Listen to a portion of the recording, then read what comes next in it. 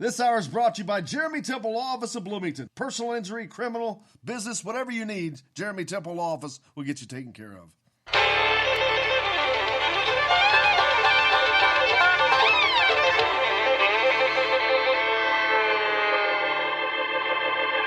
Well, we're coming to your city. Gonna play our guitars and sing you a country song. We'll all be flying higher than a jetliner. And if you want a little bang in your yin yang, come along. Well, come on along and welcome aboard the Indiana Sports Beat with Coyle Leary here on this Thursday, January 9th. I hope you're having a great week. Jim Coyle with you here. Todd Leary beside me. Todd, how are you doing, sir? Great. Big W. Of course, it's a good day. Day after a win's always a good day. Yeah, lots to get to. Indiana on the hardwood last night, taking on Northwestern as they moved to 2-2 in the Big Ten. The women's team, they're back in action tonight as they host the arch rival Purdue Boilermakers in a grudge match at Simon Scott Assembly Hall. That the game should tip around 7. Indiana football news, of course, if you've paying attention, you saw that Nick Sheridan, the former tight ends coach, is now the offensive coordinator. And Cody Crunk has entered the transfer portal with the option of coming back. But, man, that would sure be a loss to Indiana to lose a seasoned veteran offensive lineman like Cody Crunk.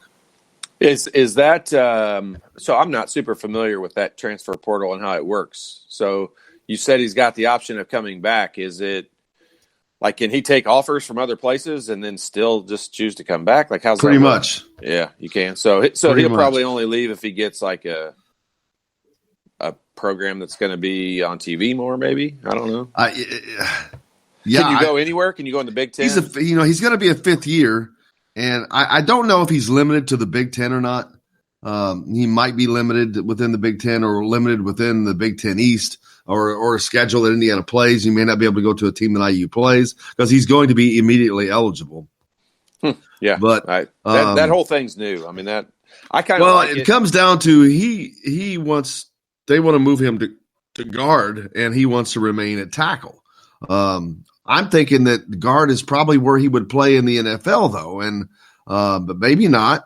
But that is apparently what the issue is, and I'm like, why do you want to give up on one of your most seasoned linemen for that situation? But hopefully it works out and he's able to come back. But the biggest deal to me is Indiana names Nick Sheridan as the offensive coordinator. A lot of people are going to be fine with that because I keep hearing, well, they had to hire the guy to run Kalen DeBoer's offense. Well, that offense was not invented last year. Kalen DeBoer has been doing it for over a decade. And so just because Tom Allen doesn't know anything about offense does not mean you can just stick somebody in there. Hey, man, run this guy's offense. It just doesn't work that way. That's not how it works. You actually have to have the plan and have all of that stuff in place. But more importantly, you have to have the knowledge that allows you to call certain plays in certain situations, recognizing what scheme is going against you, what has changed, the changes that they're facing, and all that. And you get that over a abundance of time of experience, not 1 year. But Indiana's going to do what Indiana does, and that is make a hire like this. And so that's why Indiana's going to remain in mediocrity. Yeah, I mean, first of all, are you certain that the guy that has that opinion has that accent that you used? What part of the state is he from exactly? Doesn't matter. I mean, you wanted it to go a certain way. You wanted it to go a certain way, and I agree with you. I mean, I think a lot of people agree with you, but also, I mean, you can't say they're going to remain in mediocrity because that's just you being mad that they didn't go the direction you wanted them to go. Because this guy may be better than Kalen DeBoer. You've got to at least give him the chance. And they hired him for a reason. We all like Tom Allen. We all think Tom Allen is a good guy and a good coach and somebody. He is a good guy. He's going to hire all of his buddies. You're just mad. I'm not mad. I think it was. You sound mad. Nope. I think it was a bad hire. I have an opinion that is a exact opposite of that. But you can't say they're going to remain in mediocrity. You yes, don't you know can. That. Yes, no, you can't. You cannot. You absolutely. I can say whatever I like. Well, because but I mean, that's what this show's about. Opinions. If you want to have a valid opinion, you can't just predict. So then, what happens if they're not? What happens if they win the Rose Bowl next year? Then are you going to come back and say, "Oh my gosh, I was dead freaking wrong"? No, absolutely. You're going to say they got lucky. Absolutely. If they win the Rose Bowl next year, that's exactly what I will do. I'm not concerned with that because that's not going to happen. I think you're being reckless with your opinion in saying that they're going to remain in mediocrity. So you're saying this year was mediocre for IU? It's not. I didn't say anything of the nature. I'm talking when you about say remain in mediocrity, you're saying they're in mediocrity. From an overall standpoint, they're a mediocre program at best. From an overall standpoint, I don't disagree with that. And they will remain as such. And they will remain as such because the one time they had an opportunity to step outside, they go out and they get Kalen DeBoer. Wow, look what happens. Oh, okay. Well, let's just go back to how we used to do things and hire back from within. Okay. Well, that's fine. Okay, but hang on a minute. Maybe let me tell you, if he was that desired, why didn't somebody else come hire him? Okay, if he was that desired, why didn't somebody else hire him? I'm not saying he was that desired. He wasn't desired. He was desired by no one. That's the whole point. There were tons of people wanting this job. The only reason that you are saying that is because Tom Allen said his phone was ringing off the hook. That's the only reason you're saying tons of people wanted this job. No. You don't have any proof that tons of people wanted this job. I don't need exact proof when I already know that they're paying upwards of $1 million, which is on the higher end for a coordinator. So that makes it attractive in and of itself, number one. Number two, they have a abundance of talent coming back to what could have been a really good offensive season.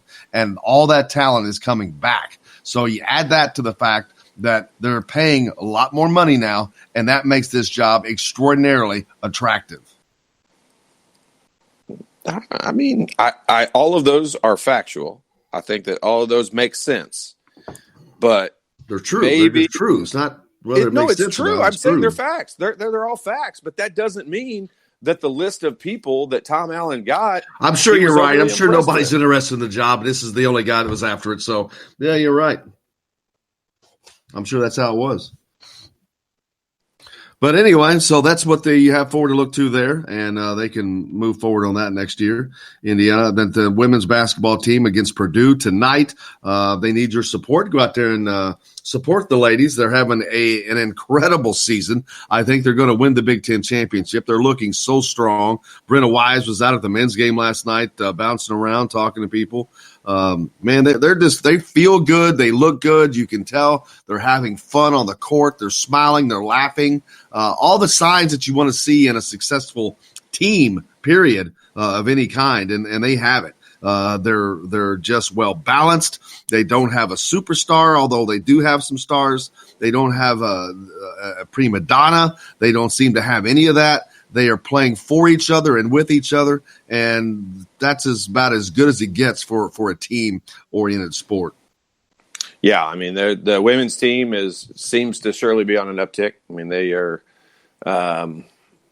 they do fundamentally. They do all the little things that you need to do, and when they shoot the ball well, they're extremely good. I mean, they are making teams look silly when they come in and beat them by 30 and 40 points. So yeah, they're playing well. And then, of course, the men's team, they did get the win last night, 66-62 over Northwestern as they go to 2-2 on the Big Ten season. Another big game on the horizon as the Ohio State Buckeyes are coming to town on Saturday to take on the Hoosiers at Simon Scott Assembly Hall. That game tips at noon, another opportunity for Indiana. And this could put the death knell in Ohio State's season. Ohio State absolutely, simply cannot afford to lose this game if they have any consideration for trying to make a run at the Big Ten championship, because they're already sitting at 1-3, and a team at 1-4, I can guarantee you, without going back and looking, I can probably certainly say has never won the Big Ten championship after starting 1-4. Yeah, I would say that's probably pretty accurate. But I mean, we talked about going into this season the champion of the league could very easily have 5 or 6 losses, and I think we just Michigan, didn't think they'd all come at the start of the season. That's right. I mean, they're putting themselves in a tough place, that's for sure. But I mean, I don't even want to act like the early part of their schedule was that crazy. I mean, they lost a game at Minnesota. That's probably one you need to win in order to win the Big Ten. The loss at home to Wisconsin is the real, that's the real head scratcher right now for them. They haven't even played the meat of their schedule yet. Yeah, I mean, they've been to Maryland and to Minnesota. I mean, that's their 2 road games. They had – the crazy part is Penn State, who's a good team. I mean, they beat Penn State by 30. Now, it was a home game, but they still won by 30, and they've got the capability to blow anyone out. But, they started out 1-0, and they've lost 3 in a row in the Big Ten. They've lost 3 in a row overall. And in the midst of all that, they've somehow beat Kentucky. And then, right now, their schedule. Text in the show says the feeling about this team would be totally different if last night's results were at, say, MSU or Maryland or Michigan. I think some people are concerned after watching last night's game with Northwestern. Ryan from Michigan says Justin played well and gave IU a huge boost. He did at times. After he got benched, he responded. We've talked a lot about Archie's rotations and his substitution patterns and the head scratching about it and not using the bench. And last night he did use the bench. He used it on Justin Smith for a while, who responded to it. And then he benched Devontae Green, who had probably the best span of play last night during 10 minutes while he was out of the game, in which only 2 substitutions were made. Can you imagine that? Only 2 substitutions for Archie Miller over a 10-minute period? Yeah, that's definitely unusual. But I mean, this is a situation where, I've been saying this for a while, and it's not in my nature, and it's not how I grew up learning the game, but you've got to live with some mistakes, and you've got to live with some bad play, I guess. It's just the new way. It's the new way that coaching and players are. I always say it all the time. I blame it on AAU and the way the structure of that is. But, this team found a way to win last night. If you want to sit here and dwell on all the negatives, you can. There's plenty. There are plenty. You could go through that game film and sit here for 5 hours and not even get through the first half probably. But I mean, if you want to try to, look at the positive side of things, I mean, they found a way to win, being down by 10 with 7.5 minutes to go, being down by 5 with 3.5 minutes to go. Against a team like Northwestern, some good things had to happen in order for that to be the case, because Northwestern doesn't just give games away. And their style of play, they're very difficult to come back against. And, they found a way to do it. So the capability is there. And so, they've been pretty close in some other games. I mean, they played Michigan State pretty tough. They're still a Big Ten team, and they're smart players. So, they gained some confidence in that game, and Indiana allowed that to happen. So, yeah, you can look at the negative side of it, but you can also take a lot of positive stuff away from, the way they were able to come back and win. I saw a lot of comments in regards to players like Justin Smith when they were being taken out, or Devontae Green, an apparent lack of consideration for whomever was speaking to them, mainly Archie Miller at the time. Any danger of losing this team? I mean, I think there's always a danger of that. I think that falls back on, the leadership of the team and what the players, how they're reacting and responding to things. And I mean, the older players and hopefully, truly, I think Al Durham is probably the elder statesman that can, kind of keep everybody together. Trace Jackson Davis is the best player on the team. But just being a freshman, I don't know. I've seen it happen. I mean, I've seen Calbert Chaney lead a team as a freshman. I'm not sure Trace Jackson Davis is that exact same kind of characteristics, but I think Al Durham is really the guy that can be the, kind of the glue between the coaching staff and the players. I mean, I don't necessarily think that the players are, well, I shouldn't say the players because that lumps them all together, that all of the players are extremely coachable, just from watching from an outsider's perspective. You've got Devontae not playing the final 11 minutes of that ball game. That sends a strong message. Yeah, and I'll tell you, people seem to say, well, this is what I would do and this is what I would do. But if it results in a loss, then people are not willing to accept that. I honestly think last night, I think that Archie had just had enough, and he finally said, I'm willing to live with the loss, and we're going to have to put Devontae on the bench. Now, I'm also saying I didn't watch him defensively close enough. I'm assuming what he did was defensively that is the reason why Coach was so upset with him. But, there's plenty of guys that could happen to. Justin Smith is one of them. Justin Smith is a guy that, I don't ever feel like I think he's playing, with his hair on fire, like you say all the time, or as hard as he can. I don't ever see 100% effort out of him. And, I think last night, for the first time in what I've seen of Archie, I feel like with this team, last night was the first time I think he was willing to say, look, we're going to win with guys that at least want to try harder and play harder. And that's why Devontae was on the bench. Yeah, we got a lot more coming up here on the program, a lot more to talk about. Of course, Indiana basketball. We've got a game with Ohio State coming up on Saturday. The Indiana women have a game with Purdue tonight. Lots of news going on in the world of football. Other Big Ten games happened last night, and this weekend coming up, we'll talk about those as well. We'll talk to Dustin Schutte from Saturday Tradition later on today about Indiana's new offensive coordinator position.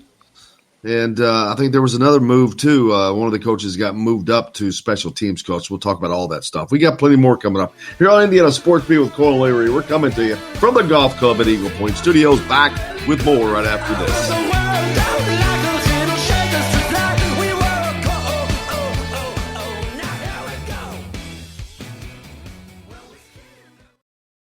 Hello, everybody. Jim Coyle from Indiana Sports Beat. When I'm not covering the Hoosiers, you can find me at Bubba's 33 in Clarksville, located on the northeast corner of I-65 at Veterans Parkway.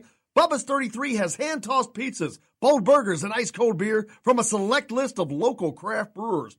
An incredible food selection, all made fresh daily. Whether you're meeting the team for that post-win meal in the family dining area or meeting friends for happy hour to watch the game on one of Bubba's 50 TVs. Bubba's 33 in Clarksville. Pizza, burgers, beer. We all want a winning smile for those championship photos, and that's exactly what you will get at Reynolds Family Dentistry in Sellersburg. Reynolds Family Dentistry has been serving the dental needs of Hoosier families for over 30 years. Let Doctors Roger and Jay Reynolds take care of your family. Just off of I-65 at 809 South Indiana Avenue in Sellersburg. Call 812-246-3368. That's Reynolds Family Dentistry, 812-246-3368. I'm Ryan Shaddy, and I'm a Hoosier. As a toddler, you could always find me running around in a cream and crimson onesie and a red IU hat reminiscent of those worn during the world-famous William Tell timeout, shouting, "Go Hoosiers!" Like many other alum, I chose to make Bloomington my home. As a civic and alumni leader, I have become very knowledgeable about our community and would love to share my insights with you as your realtor. Find me on Facebook or call or text me, Ryan Shaddy, with FC Tucker Bloomington Realtors at 765-623-9093. Now that warm weather has arrived, it's time to hit the links, and there's no better place than the Golf Club at Eagle Point in Bloomington. Voted best golf course by the readers of the Bloomington Herald-Times, the Golf Club at Eagle Point is under new ownership, has new fairways and bunkers, and it's open to the public. When the round's over, there's cold beer and a full menu at the Eagle Point Pub and Bistro. Call 812-824-1100 to make a tee time. That's 812-824-1100. The Golf Club at Eagle Point in Bloomington.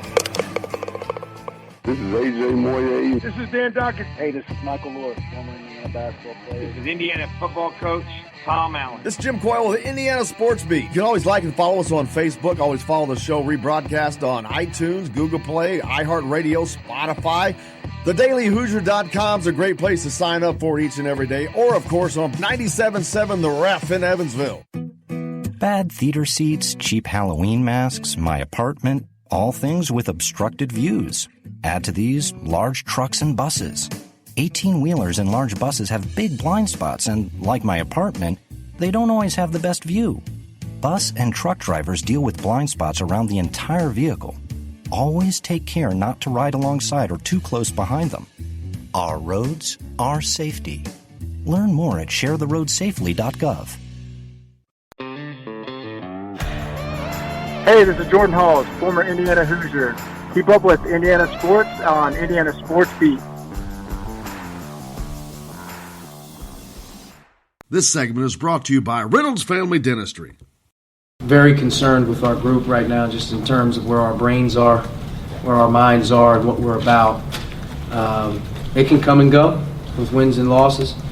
With a team like ours, with as many guys as we have trying to play and do things, we could really use a shot in the arm in terms of some consistency with some guys so they're playing more. But just looking at our team as we're heading into Saturday and then we move into this month of January, we've got to get ourselves out of a little bit of a funk, and we got to start competing a lot harder because this is the toughest league in America right now to win a game. There's Indiana basketball coach Archie Miller talking about the Big Ten, playing in the Big Ten, and resulting from last night's uber close 66-62 win over Northwestern, a bottom feeder in the Big Ten. Of course, games are going to be tough throughout this league. We've seen that already. We've seen teams take losses to teams we did not expect. We see Ohio State, a team many expected to be at the top of the Big Ten, currently sitting at the bottom with a 1-4 mark or 1-3 mark, and looking to better that on Saturday as they travel to Bloomington to take on Indiana. And Indiana, a team that has been playing well enough to win against substandard competition. So this is going to be a challenge for the Hoosiers to up their level of play, and it's going to be a challenge for the Ohio State Buckeyes to do something on the road that most teams have not accomplished in the Big Ten this year. So that makes it the task more daunting for Ohio State. It should be a hell of a game because both of these teams need this game desperately. Yeah, I mean, Indiana needs this big win from a confidence. I think this could be kind of a hump game for Indiana from the standpoint of, getting back on track where and playing at the level that everybody thinks they can play at. Or I guess everybody doesn't think that, but at least some of us think they've got the potential to be really good. And I think Archie Miller is a guy that, I think he's still searching to try to find the guy on this team that is going to be the leader. And I don't think there's a natural leader on this team. And that's kind of, I don't know how you recruit that. I mean, you can watch guys in high school and everybody is kind of the best player on their high school team. So, they kind of lead just by default when they're in high school, but you need a guy that is just kind of a natural born leader, to be on your team. And sometimes you can assemble, 12 or 15 guys and there's not one of those in the group. And I think that this team falls into that category. I don't think they have a natural leader and they're trying to squeeze it out of somebody and kind of force people to learn how to be a leader. And that's not an easy characteristic.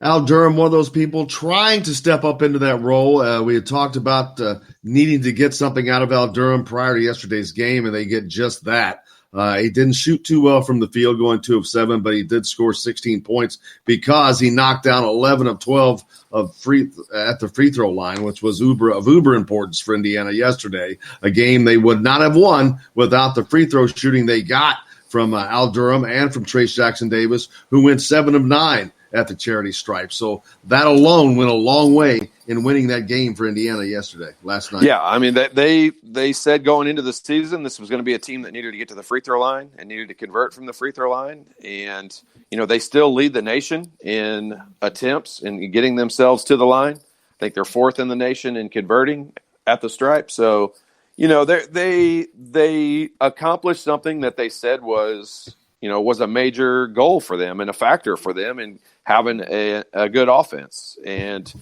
so that's one thing last night. I mean, they got themselves into the bonus and then they converted when they got there. And that, they don't come back in that game last night if they're not at the free throw line, in the last 10 minutes of that second half. So they did a good job at converting something they said they needed to do. Now, that doesn't fix a lot of the issues.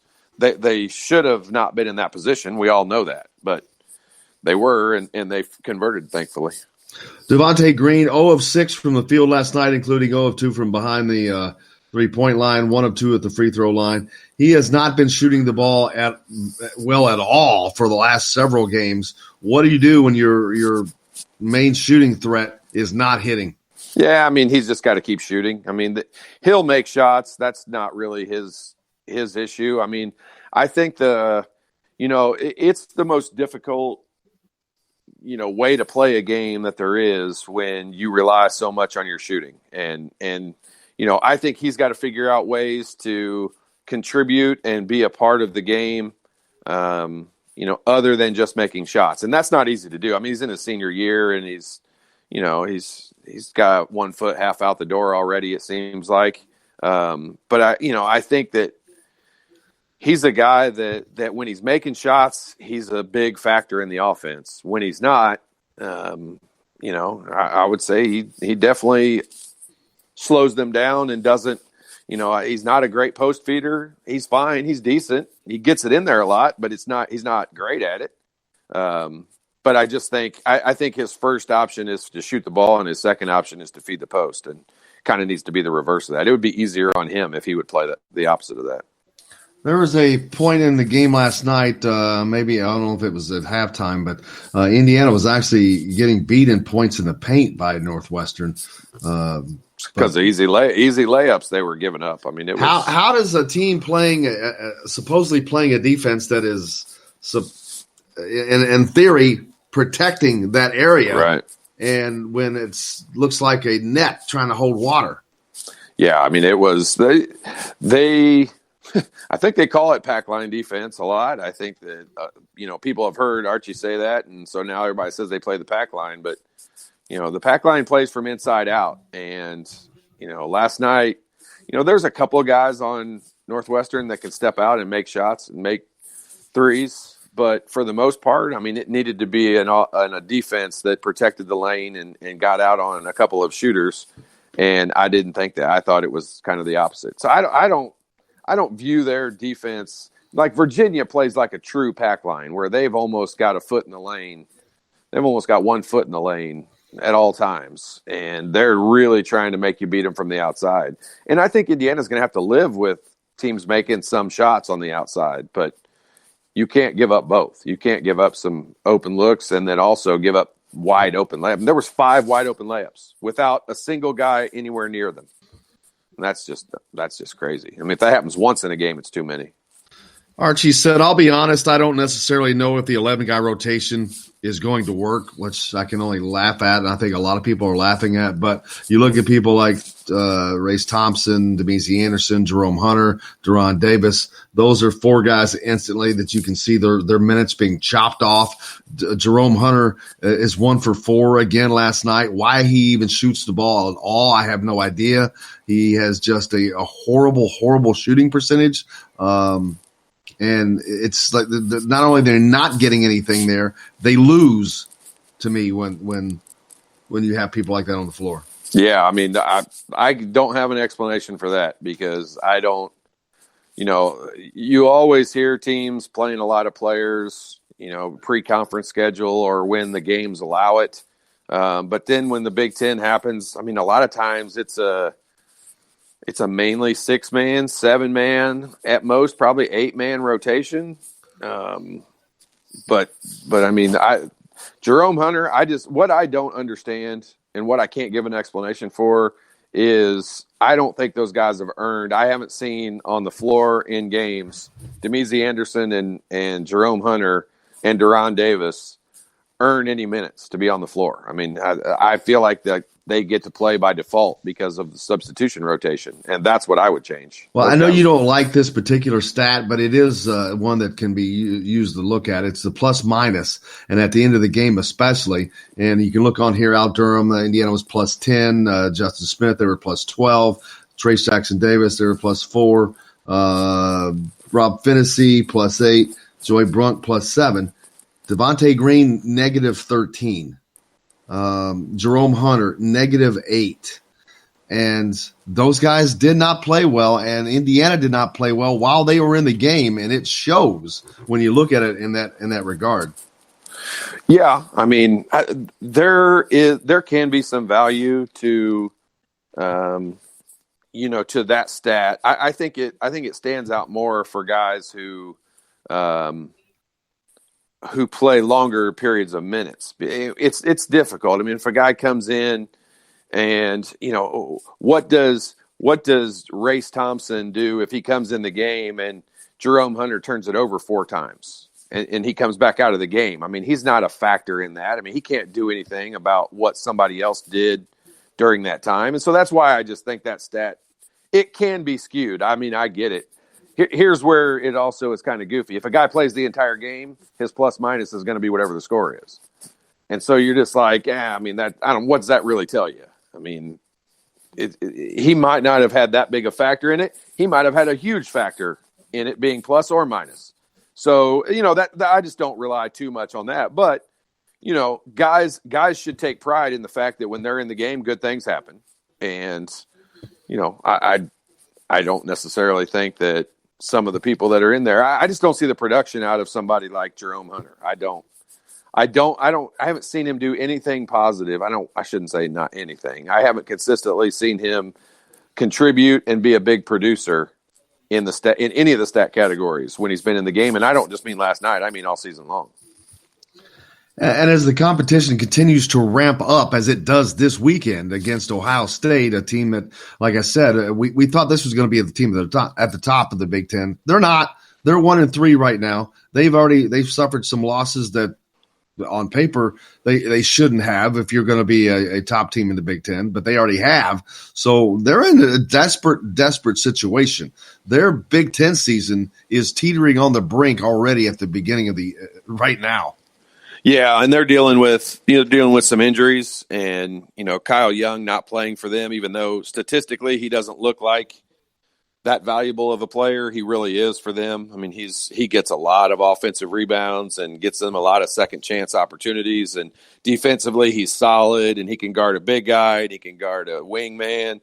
So, I mean, him not being available is a big deal for them. I probably expect him to play this weekend against Indiana. But, if he doesn't, they've got other guys that are capable. I mean, the Wesson brothers are they're really good.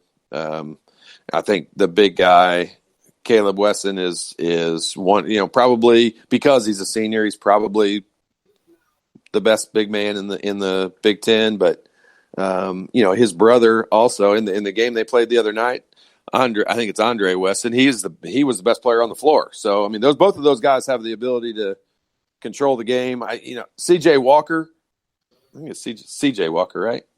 The kid from Indianapolis, he is transfer in from Florida State. He's really good. He's been a big difference maker for them. So, there's just a lot of pieces for them that, I think they're just trying to figure out some of their offense too. They've got some guys, I think, that chuck up shots that, don't really fit within their offense all the time. I know you're trying to maintain a positive outlook. Indiana, this is a game that on paper, if you look at it, it was selected as a loss by most people.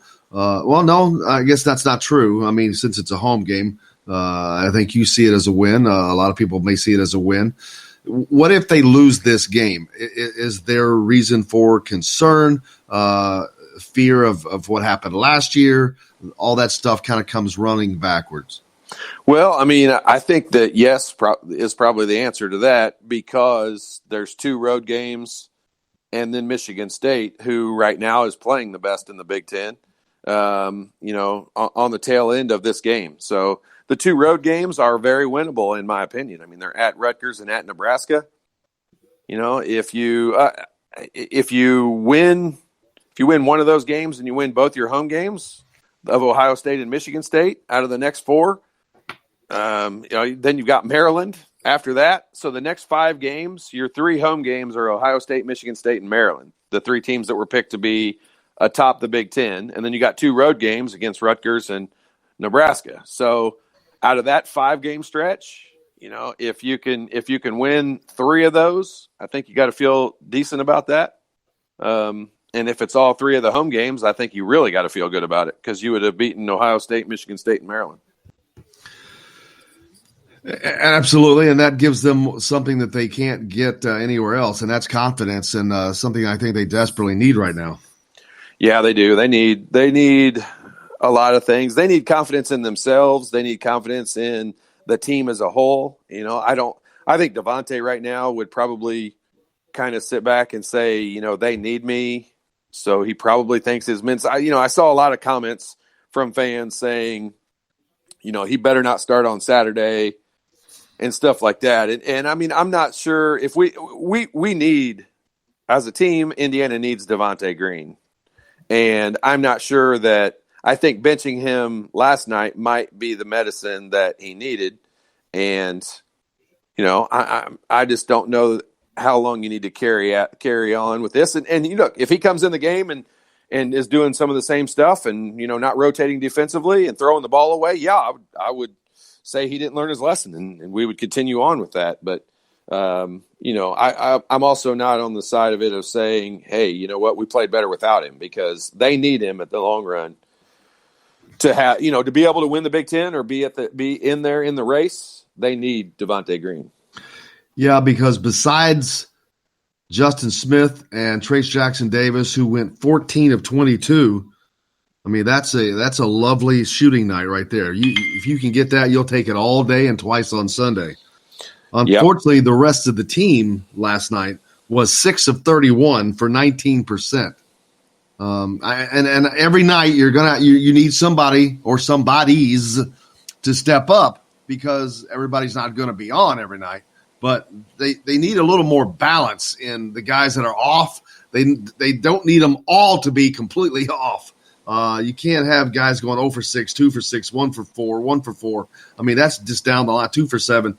That's getting in that dangerous range again. That's why you put yourself in a position to make the games closer than they need to be when you've got too many guys not performing. Yeah, we talked early in the season about how, one of Indiana's strengths was going to be the fact that different guys could step up and be the leading scorer all the time. And we were hoping that was going to be an efficiency situation where they were playing that much better than everyone else. Right now, it's because other guys are just not stepping up and playing well. And, those 3 guys stepped up last night, thank goodness. Indiana generally doesn't score that way. They're much more of an evenly, scoring team. But last night it wasn't. It was those 3 or nothing, it seemed like. It certainly was, and now you have to see who's going to come out Saturday. Will Devontae Green respond to being benched for the last 11 minutes of the game? Not only did he get benched, he had to sit there and watch his team fight and scrap to pull out a win, and to see them pull out a win. What does that do for him, having that view from the bench of that? Well, if you're viewing it with a positive attitude, you're looking at that saying, okay, well, they can win without me, so I'm going to need to do everything I can do to contribute and be a part of this. Or you can be a bad attitude about it, and you can sit over there and say, they need me, they're going to play me eventually. And we're all hoping it's the former, not the latter. But we'll see. Those situations can go different ways. And he's a senior. You would hope he would have a mature response to the situation. But not everyone does. And we can only hope we'll find out Saturday if he comes out, trying to play as hard as he can. The coaching staff will know today. They'll know in practice today, because they'll know whether he comes out there and, tries to prove why he should be on the floor, or if he sits over there and pouts because he wasn't. We got a lot more to talk about here on Indiana Sports Beat Radio. Listening to Coyle and Leary. We're coming to you from the Golf Club at Eagle Point Studios. We're back with plenty more right after this.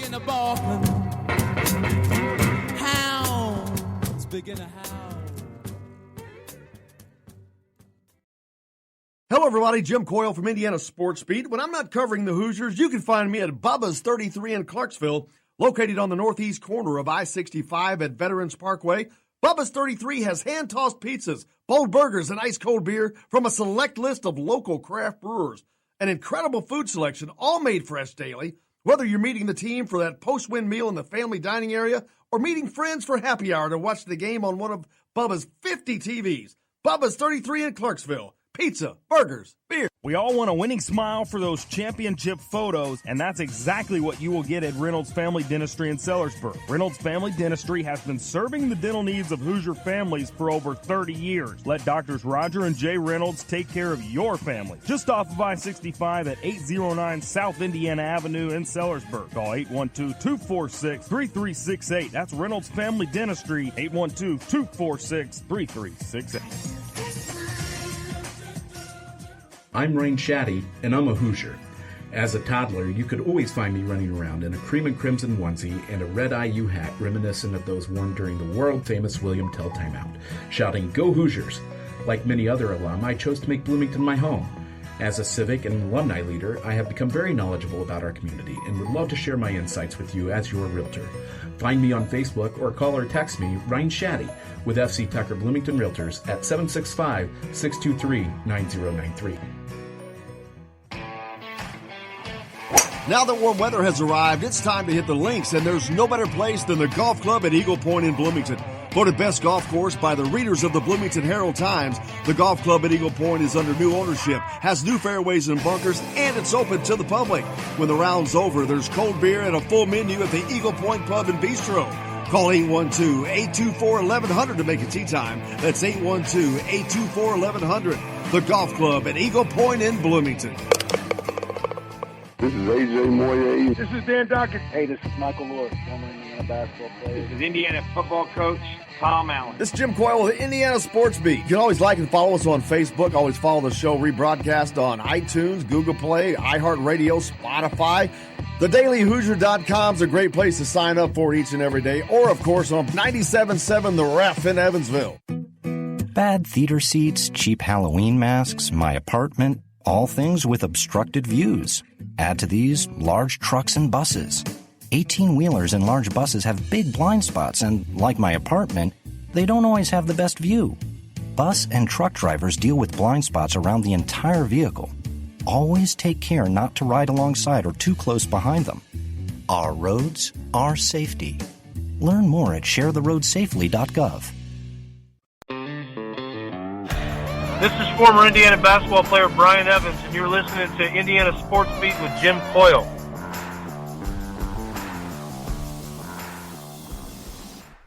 This segment is brought to you by Bubba's 33 in Clarksville. Pizza, burgers, beer. We just emphasized on our defense. We had to get stops. Our stops led to our offense, and honestly, just defense. We got to put more pressure on the teams that we're playing and let that lead to our offense, and we got to disrupt that. There's Al Durham, Indiana guard, talking about last night. I almost said a loss, 66-62 win over Northwestern. It's very difficult. Not saying that. I don't know why. It's so funny. But Indiana gets another win, 66-62 last night. They moved to 2-2 in the Big Ten. Big game coming up on Saturday with – are you getting him back, Jake? Big game on Saturday as Indiana hosts the Ohio State Buckeyes, a team that has been Jekyll and Hyde up and down. We at one point, they were almost the number one team in America. They were poised to assume the top spot, and that's the week they lost on the road at Wisconsin. And unfortunately, that knocked them down from picking up that number one position.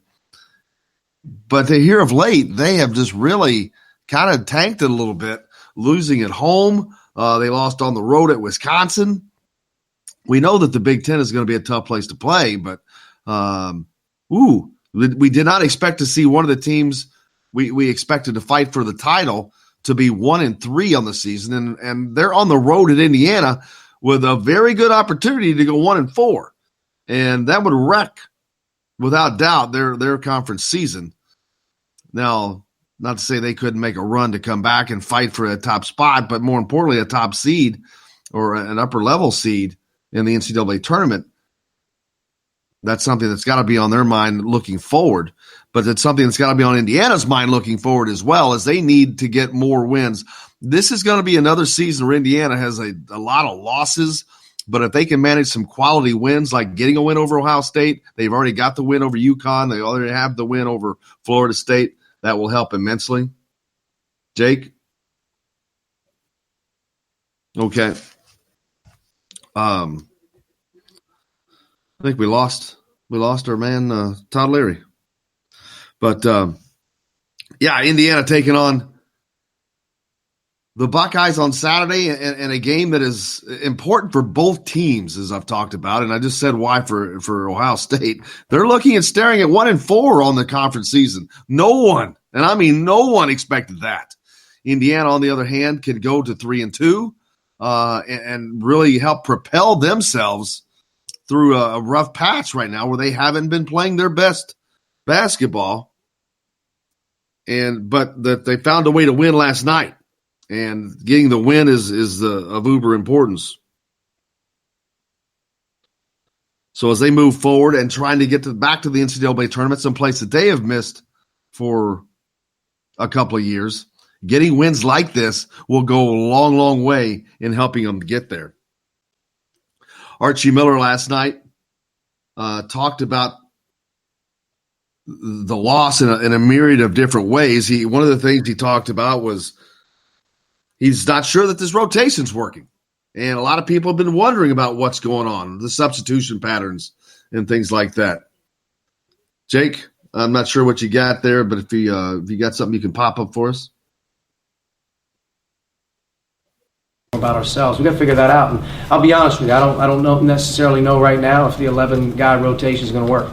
I just don't necessarily know if that's our best thing moving forward, if we're not going to get all 11 heated up and playing as hard and as unselfish as we possibly can. It may be 5, maybe just 5, I don't know. But we're going to have to eliminate some of that, what are we getting, and understand, like, moving forward, we need to know what we're getting. And I think as a staff, as you're kind of coming in here right now, we can really take some of the confusion out by not worrying about playing and just play as many guys as we need to play to win the game and who's playing the hardest. Because you're not going to be able to compete against Ohio State or anybody after that or moving forward each and down the line as teams keep getting better if you're still standing in the same conversation. We got to get out of that, and we got to get better and get back to playing, team ball again and playing hard and not worrying about a whole lot. But we have a team that tonight you could just tell very early how they started the game. Easy basket, easy basket, easy basket. That's not the MO how it's going to work. I guess to that effect, though, I think 12 points allowed in the last 12 minutes. You had guys really getting up and pressuring the ball full court. Al was doing that, but even in the half court, it felt like just the defensive intensity it went really up. Took Northwestern. It was very away. desperate. I think once the staff, and obviously picking up full court at that point in time was necessary. We needed to jump start ourselves and get ourselves going. I thought Al, Armand were in there. Rob was in there a little bit. Those guys did a good job. They started to apply the pressure. That sort of just slowed them down a little bit. And then we were trying to be as aggressive as we possibly could on the ball screens and whatnot. And we were active. We got some deflected balls, and they just weren't moving it as easy as they did in the first 30 minutes. And then we got some defense to offense. Where a big play was Al to Justin. Thought that was a huge conversion off the defense to offense. Al made a great lead pass. Justin finishes it and gets a 5-point swing, right back to even right there. That was a big play in the game. And Trace got some good deep rim runs. Al and Rob, and I think even Armand fed him a few times for some deep catches. He was able to get to the line. And I was proud of our guys going to the line. It's a big deal for our team is getting fouled. We were able to get fouled in both halves. And we went into the line tonight and obviously needed every bit of it, but guys went to the line and made them tonight. Al was big and Trace was big in terms of making free throws. Coach, in a couple of those losses, you had to kind of talk about the heads hanging when adversity hit. But tonight, when you were down 50-40, what did you see anything different from them at all? Were they any more engaged than we were at home? It helps. I mean, you got that kind of crowd behind you, just waiting to burst. You give them a few things to cheer about, they'll help you. I mean, they really want to help you. You don't give them anything to cheer about. Obviously they'll sit there, but we need to do a little bit more for them because obviously when they get rolling, it's a different place in there, and we need to do that. Our guys need to play more inspired and do more. But I thought the urgency in the huddles and some of the conversations the guys were having in that one break around 12 minutes, 10 minutes, 8 minutes, we started to look more about the competitive group that was in there that was having some success, started to get going. And we're going to have to find that group to stay with them here a little bit longer here because it's the teams that you're playing against right now on a night-in-night basis. They're too good. You're not going to be able to be soft. You're not going to be able to not play well and turn it on. It's just not going to happen. But we fought through it tonight. Again, some tough spots, down 5, 3:27 to go, made some really big plays. I was actually going to ask about one of those huddles when you mentioned it's the under 12 timeout is obviously where everything seems to change, where you're down 10 and by the next one you're only down by 2. Obviously there was the strategic decision, the pressure. What was said in that huddle? What were guys saying? What were you saying to kind of get everybody woken up at that point? I think just the group that was on the floor at that time, when we went to the pressure and the press, I think that got us going a little bit, and they were able to make a couple plays to get the score from 10 to whatever it was, 6 or 5 quickly. It wasn't a 10-point lead for a long time. So the fact that it was a workable margin gave us some confidence. And then we had some deflection passes. We had some hard hustle plays that kind of got us going. And once you get out in transition, you're able to get a couple things going for you. It was good. We didn't deflate ourselves at the foul line. That kept the momentum going. And then once we had a little bit of confidence, 8 minutes under, 6 minutes under, it was fine. Northwestern did a really good job. They hung in there. Miller Kopp hit a big 3. And I think A.J. Turner either got fouled or may have made a tough shot on Armand over there in the left corner, short corner. They made some big plays, but they run good stuff. They're young guys, and they got their best players are hurt right now, so it's tough on those guys. But, for us to be able to win the game, it's just a positive right now. It was kind of a tale of two halves for Justin Smith.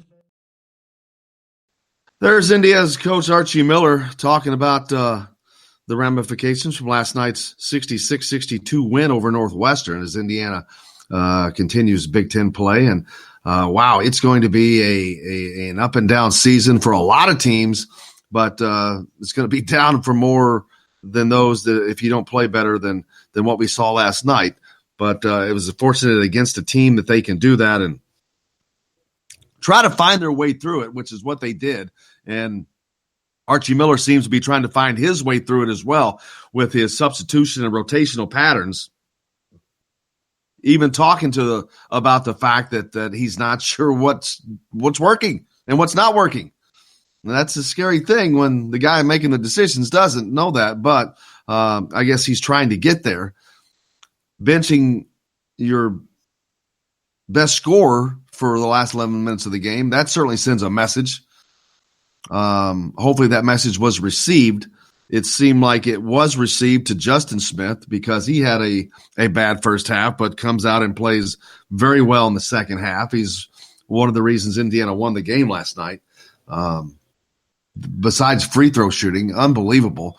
Indiana had made a point to get to the free throw line this year and had done a successful job of that. They lead the country in getting there and the attempts taken. But what they hadn't done here of late was hit them.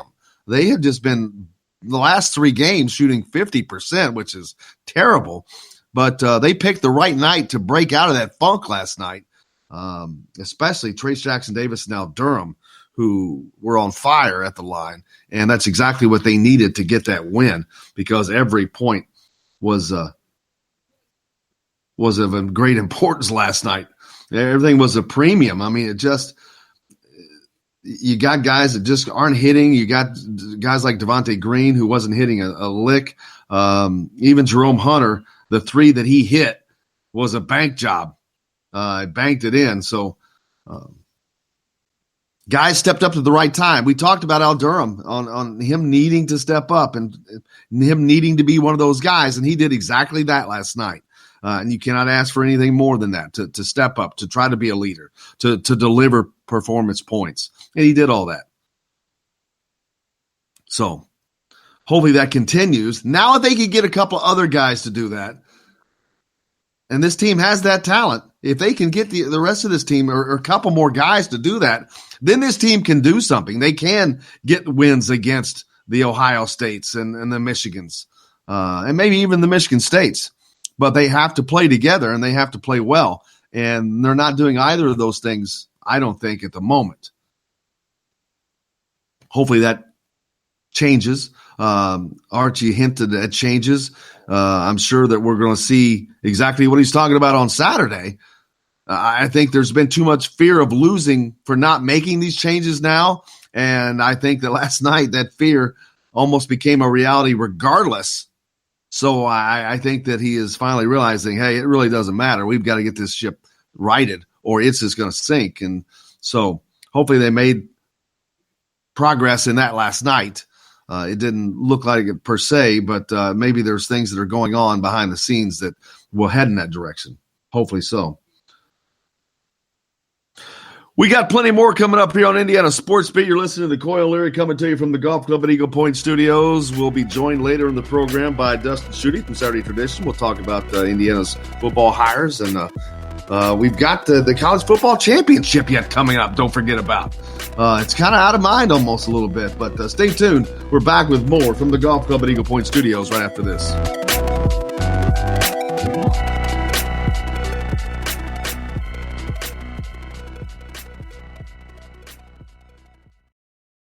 Hello, everybody. Jim Coyle from Indiana Sports Beat. When I'm not covering the Hoosiers, you can find me at Bubba's 33 in Clarksville, located on the northeast corner of I-65 at Veterans Parkway. Bubba's 33 has hand-tossed pizzas, bold burgers, and ice-cold beer from a select list of local craft brewers.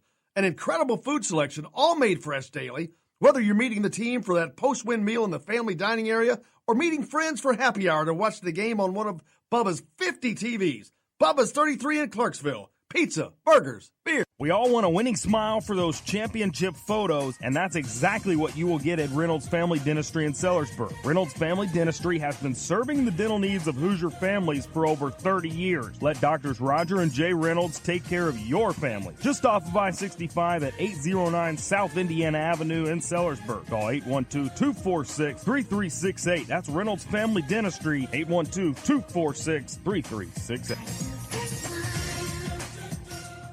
I'm Rain Shaddy, and I'm a Hoosier. As a toddler, you could always find me running around in a cream and crimson onesie and a red IU hat reminiscent of those worn during the world-famous William Tell timeout, shouting, "Go Hoosiers!" Like many other alum, I chose to make Bloomington my home.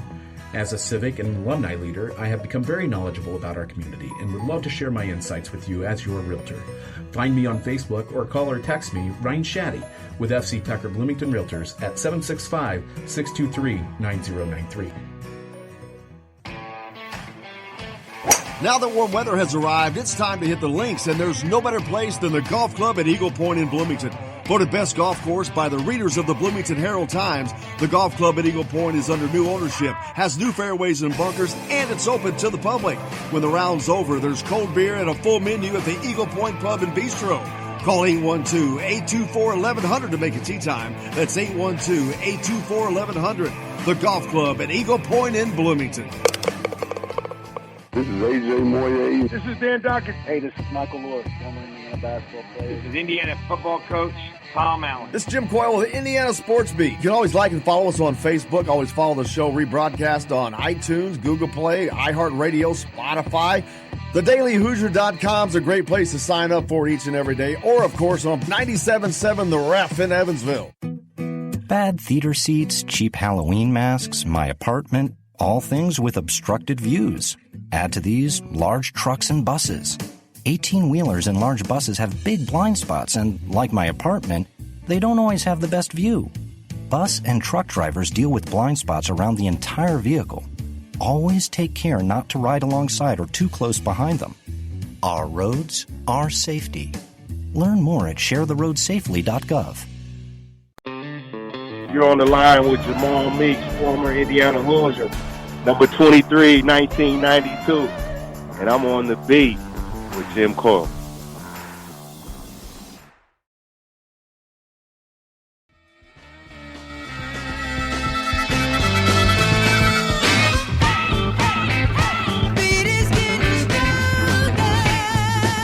Welcome back to Indiana Sports Beat with Coy O'Leary here on this Thursday. Happy brother Mark, my brother's birthday. It's Will Leary's birthday.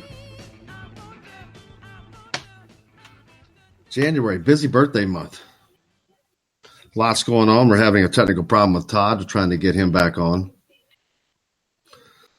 But Indiana basketball, not where a lot of people would like to see it right now. It's a little scary for some folks because they don't want to go through this again.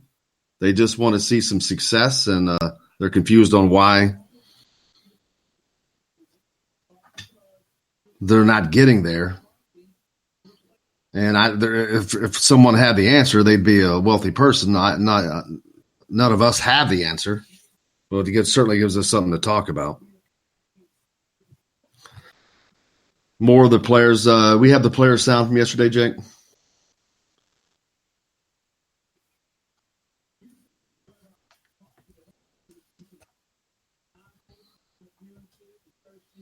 Tonight when you were down 10, it didn't seem to be much of that. It seemed like there was still a lot of chatter amongst everybody and a lot of talking going on.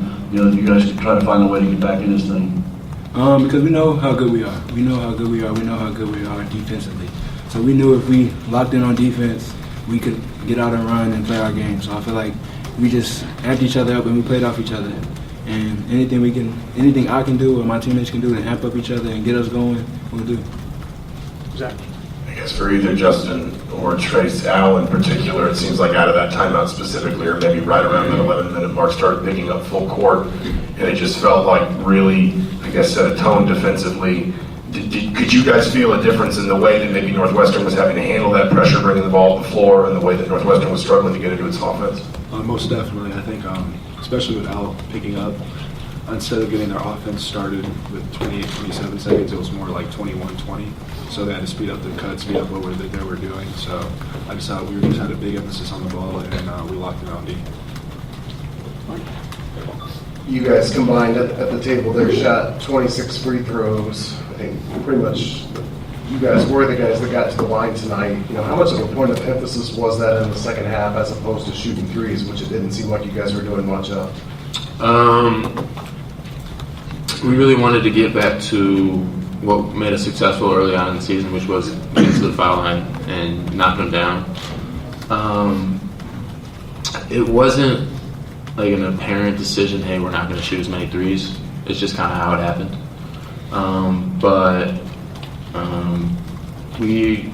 I think it's going forward, it's a good idea to use our length and our strength inside to draw fouls and put pressure on the defense inside.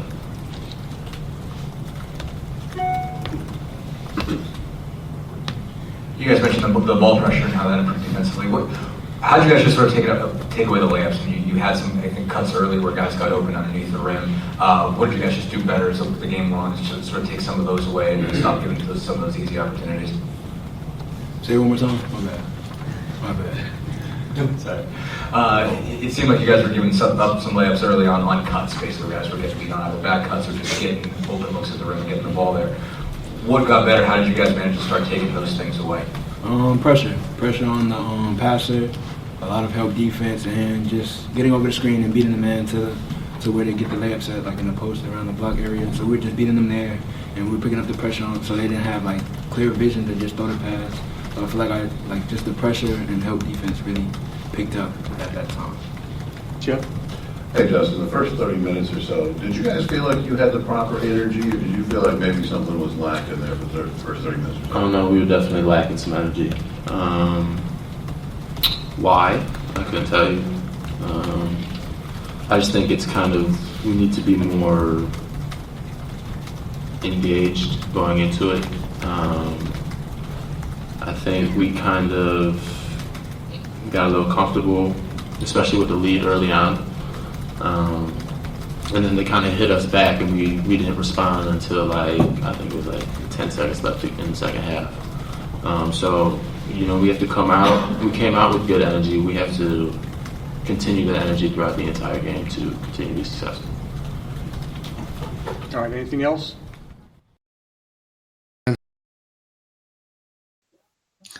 There's Justin Smith and Al Durham talking after last night's 66-62 win over Northwestern. Indiana now taking on the Ohio State Buckeyes on Saturday. So hopefully Indiana continue the winning ways on that side of the ledger. Also coming up next, Dustin Schutte from the Saturday Tradition. We're going to talk a little bit of football news and see what Indiana's got going with their coaching hires and see if there's going to be some new faces as well. You moved Nick Sheridan up from the tight ends position, I believe. Last year, before that, he was the quarterback's coach, and he'll move back to that position probably next year with the new OC duties there. So plenty more coming back. Stay tuned. Indiana Sports Beat back right after this.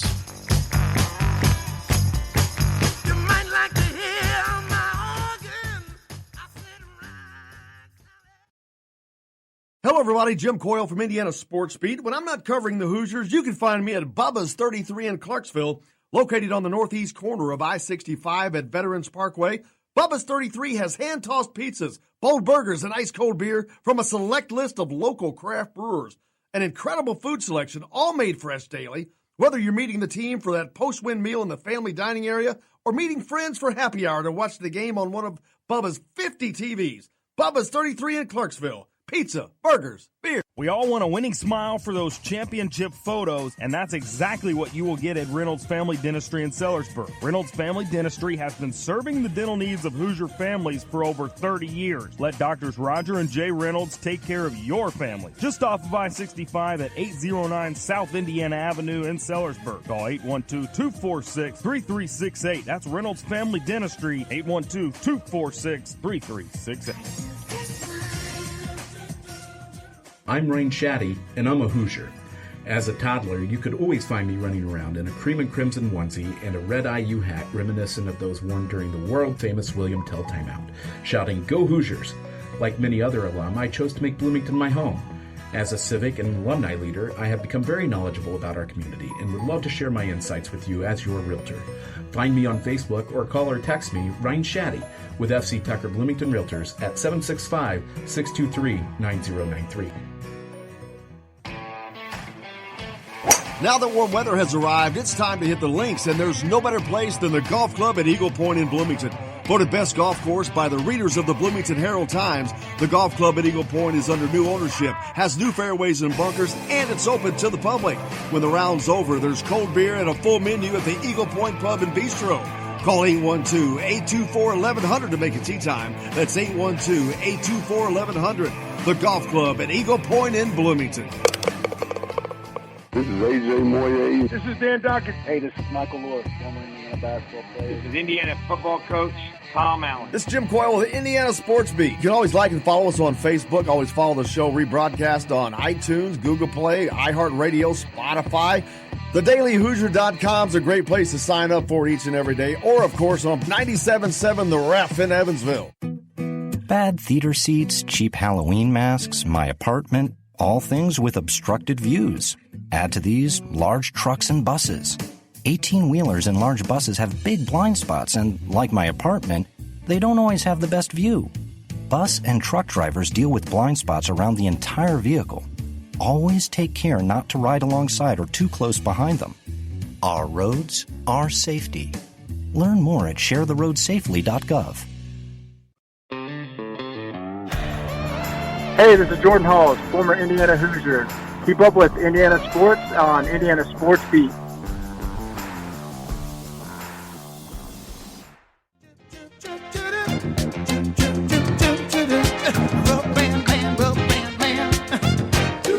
Welcome back to Indiana Sports Beat with Coyle Larry here on this Thursday, January 9th.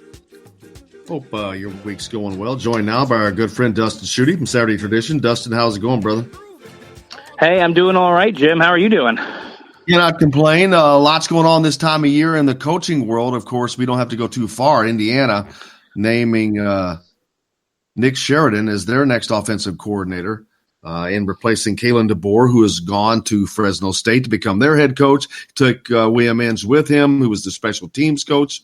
I think Indiana's going to move up Dykes for Indiana special team. That'll leave a receiver spot open. But lots of hiring being done right now. Yep, it's that time of year, and this was one of the more interesting decisions, I think, in the Big as far as the coaching world is concerned. I mean, obviously you've got some openings there at Ohio State and Michigan and other places as well, but I think a lot of people were wondering what Tom Allen would do. And I thought, honestly, he might wait a little bit longer to see what his options might be to replace Kalen DeBoer at offensive coordinator. Had a strong gut feeling that he would probably go in-house just based on his comments saying that he, wanted to keep the offense at Indiana as close to what DeBoer brought as what possibly could happen. And so that's what you're going to see. I think you're just going to see Sheridan basically take over for DeBoer and run that offense rather than try to bring in a new guy, a high-profile guy. No Joe Moorhead is out there after being fired at Mississippi State. But Tom Allen has a lot of confidence in his guys. He's very trustworthy of his guys. So I wasn't too surprised to see that he promoted from within to get the next offensive coordinator. Yeah, and after having that success last year, the reason that Kalen DeBoer was brought in is because they were not being successful with Mike DeBoer, who was in there prior to that. And so there was a lot of outcry from the fans and whatnot. So after having that success last year, there's going to be a lot of pressure on Tom Allen and Nick Sheridan to produce very, very similar results because they've got everybody back. Yeah, and I think that maybe that's what Tom Allen is I think that what Tom Allen's thought process here is, I don't want to bring somebody in, change this offense for a third time in 3 seasons. And that's kind of the risk you run. You can say you want to keep it as close to what DeBoer brought as you possibly can. But if you bring somebody else in there, and I just throw this name out there because it's the most prominent, but if you bring in a guy like Moorhead, he's going to try to bring in his style, his system, his scheme, and implement that, as opposed to Nick Sheridan, who learned from Kalen DeBoer, who's been on that staff now, and understands not only what Kalen DeBoer brought, but what Tom Allen wants in his offense. So I think I don't want to say it's a safe hire. Let me say that. And that doesn't necessarily mean it's a bad hire, but that means you get another year with these guys now in their second year of this brand new offense. And you don't have a lot of guys having to learn new roles or new scheme, new plays, anything like that. So I think that was a big part of this decision to promote from within rather than, look at some of those more prominent guys that might have been interested in the job at IU. Yeah, and so Indiana has got a lot of positives looking forward to next year, but then there's other questions as well. One of those is in regarding Peyton Ramsey, whether or not he's coming back, and odds are he probably isn't coming back. We don't know that, but he's going to want to play. He's got a year of eligibility left. You've got Coy Crunk, who has entered the transfer portal, so there could be some changes in that offense as well. Yeah, and that's a little interesting, too, that, everybody praised Peyton Ramsey for sticking around this year, and he got his opportunity when Michael Penix went down.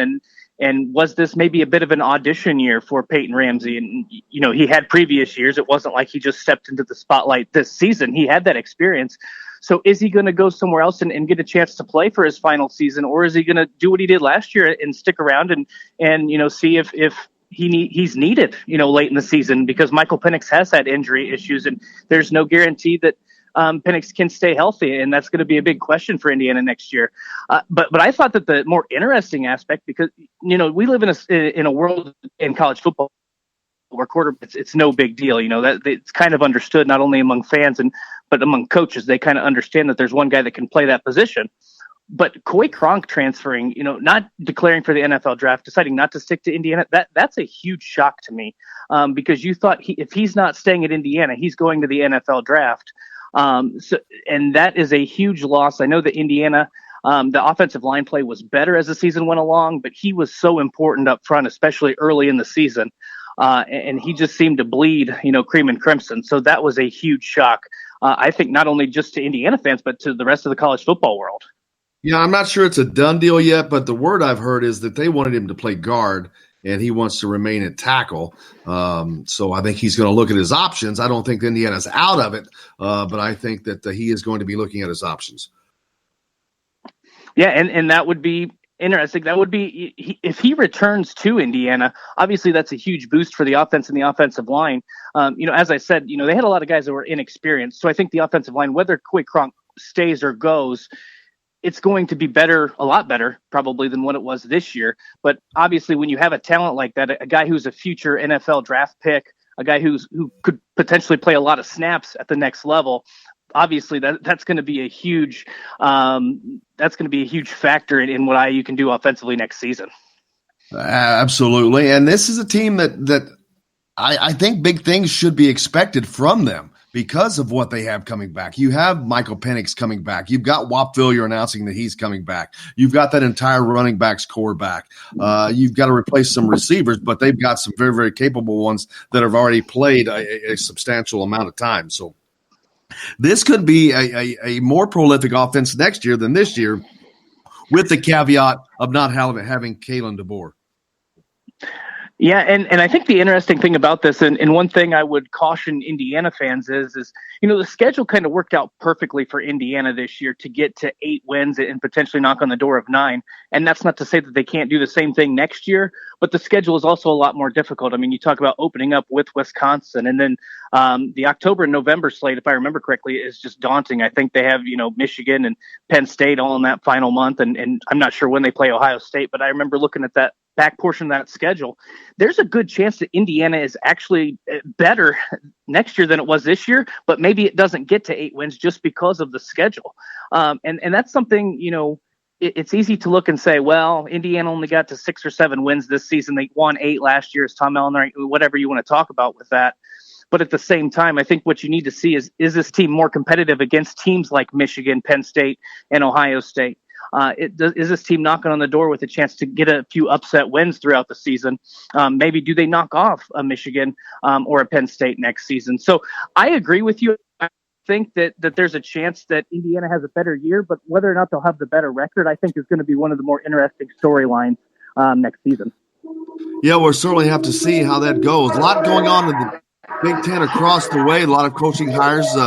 Michigan State also needing to hire somebody as well.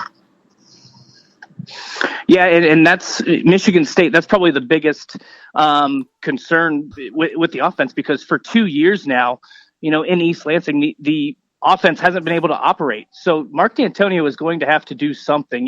He wants to stick around for the 2020 season and beyond. He says that they can have success in the future. He wants to get this program back to a Rose Bowl, but to do that, he's going to have to make a significant change on offensive coordinator. And I wrote a story a few days ago that I'm going to talk about Joe Moorhead in Indiana.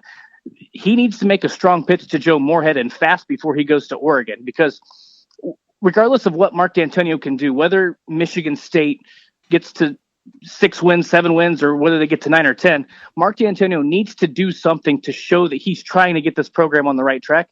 And reshuffling the staff or keeping the same staff in place just isn't going to get it done. And if he keeps the same staff in place and gets to 6 or 7 wins next season, he's not going to be coaching Michigan State in 2021. Absolutely, and that's troubled times for those guys up there. We'll certainly see, but not a lot else going on in the football world until this next signing day, so a lot of hurry up and wait for that. Yeah, this is kind of the world of almost the free agency market in college football right now, with guys entering the transfer portal, and you have coaches, shifting around. And we'll see. The interesting part again of Indiana, we talked about this a few weeks ago, is that for back-to-back seasons, Tom Allen was able to sign top 40 recruiting classes in the 247 sports composite rankings, and this season they've been a little bit behind. It's a bit of a smaller class, but they address some needs. So the question is, can Indiana pick up some guys maybe from the transfer portal? Can they get some guys late on the national signing day there in February and improve? Because a lot of people thought that with the success Indiana had on the field this season, that they might even go up a little higher in the recruiting rankings. Obviously, they've been hamstrung a little bit by what they have available. But it'll be interesting to see what kind of final pieces Tom Allen puts together, and if he goes to the portal to try to reinforce his offense and defense heading into next season. You got anything the fans need to know about, Dustin? Well, right now, like you said, it's kind of the slow season, so we'll start putting together some of our way too early stuff and talk about coaching changes and the big transfer portal news. But those are the big things we got going on right now as we are now in full force in basketball season. Does the Indiana hire for offensive coordinator, does that change in any way the expectations of this Indiana team next year? I don't really think so. I think when you look at what Indiana has coming back, like you mentioned, with Michael Penix returning and a loaded running back room, and Whop Phillier deciding to come back and an improved offensive line, I think you can expect to see what you saw this season. I don't think it's out of the question to say what Indiana did offensively this season, that should be the expectation, not just in 2020, but it should be the expectation moving forward. This is a team that has a lot of talent. This is a team that found an offense that works. This wasn't when Mike DeBoer was running the offense, you had trouble at times getting to the sticks on third down. This is a team that is willing to take chances, really willing to stretch the field and get the ball into the hands of its playmakers more frequently than it did in 2 years under DeBoer. This is a team that has the talent to compete. And I know that you didn't see that necessarily with Ohio State and Michigan, and a lot of teams had trouble doing that, by the way. But I think that this is a team that can be explosive offensively on a regular basis. Kalen DeBoer laid the foundation. Now it's up to Nick Sheridan to kind of continue that path and get the most out of his players. And again, I just go back to what you said. And with the amount of talent they have coming back, with the offense that they now understand in the second year of a playbook, I really think that Indiana can have what they had this year, and that was one of the most explosive offenses, at times what looked like maybe the second or third best offense in the Big Ten, and I think you can expect to see that again next season. Certainly hope so. We certainly hope so. Dustin Schutte from Saturday Tradition, I can't thank you enough, man. We appreciate you joining us.